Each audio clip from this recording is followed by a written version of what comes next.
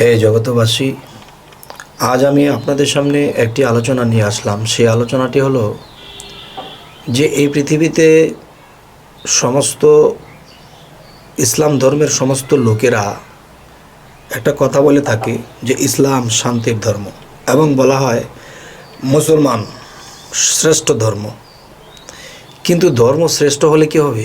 মানুষগুলো তো শ্রেষ্ঠ হতে হবে। যেমন যারা বেশি বেশি বলে আমাদের গ্রন্থ শ্রেষ্ঠ, আমাদের কোরআন শ্রেষ্ঠ, তাহলে এই জিনিসগুলোও তো আছে স্পষ্ট যে আল্লাহ কিন্তু বলেছেন 4 কিতাব শ্রেষ্ঠ। তো এটুকু বলতে পারি 4 কিতাবের ভিতরে কোরআন শ্রেষ্ঠ।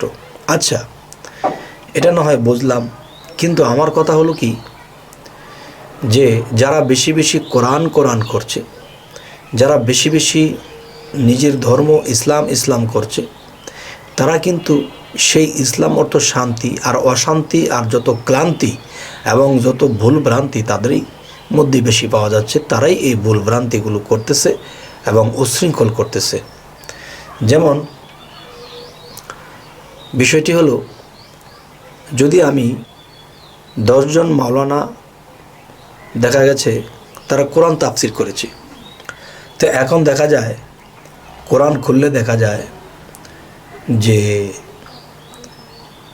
ইমুকের তাফসিরের সাথে উমুকের তাফসিরের কোনো মিল নেই, উমুকের তাফসিরের সাথে উমুকের তাফসিরের মিল নেই।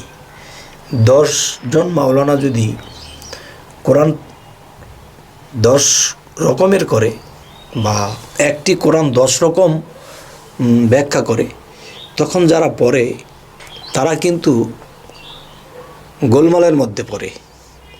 যেমন ইনি একজন মাওলানা, তিনি কি মিথ্যা লিখবে? না, লেখছে সত্য, কিন্তু সত্য যে লেখলো কারো তাফসিরের সাথে কারো তাফসিরের মিল নেই।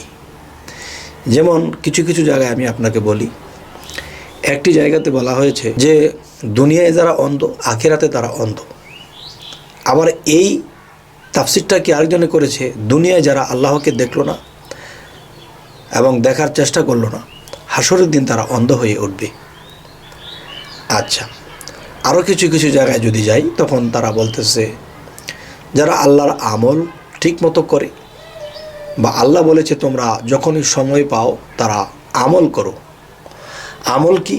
আল্লাহর ইবাদত করা। আরেকজন লিখেছে কি, যে তোমরা যখনই অবসর পাও সাধনা করো, তোমাদের আর মৃত্যু হবে না প্রথম মৃত্যু ছাড়া। সুতরাং যখনই অবসর পাও সাধনা করো। তো একজনে সাধনার কথা লিখেছে, আরেকজনে আমল লিখেছে। এখন আমল আর সাধনা মুসল্লিদের কাছে রাত দিন ডিফারেন্স। তারা বলে সাধনা আবার কিসের? আচ্ছা, তাহলে এই দ্বিধাদ্বন্দ্বের মধ্যে এই পৃথিবী চলছে, এই ধর্মের ব্যক্তিরা চলছে। তবে আল্লাহ কোরআনের মধ্যে বলেছে এক কথা, আর তারা 10 জনে তাফসির করতে যাইয়া 10 রকম কথা লিখেছে। তাহলে কোনটা পাবলিক মানবে এবং কোনটা বিশ্বাস করে তারা ইসলামের উপরে দাঁড়িয়ে থাকবে? তবে হে জগতবাসী, এই বিষয়টা আপনারা অবশ্যই আমাকে কমেন্টে জানাবেন।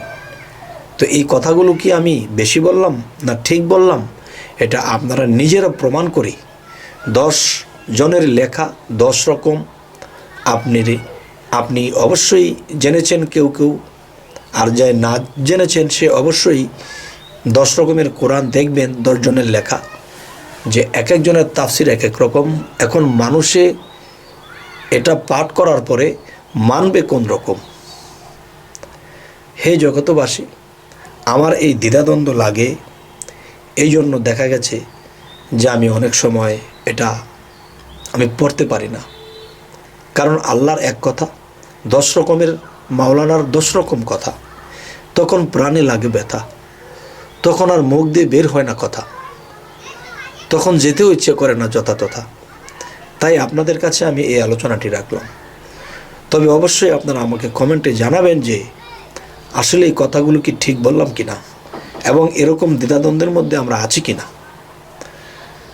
তবে হে জগতবাসী, আমাদের চ্যানেলের আলোচনা যদি আপনাদের ভালো লাগে তো অবশ্যই সাবস্ক্রাইব করবেন।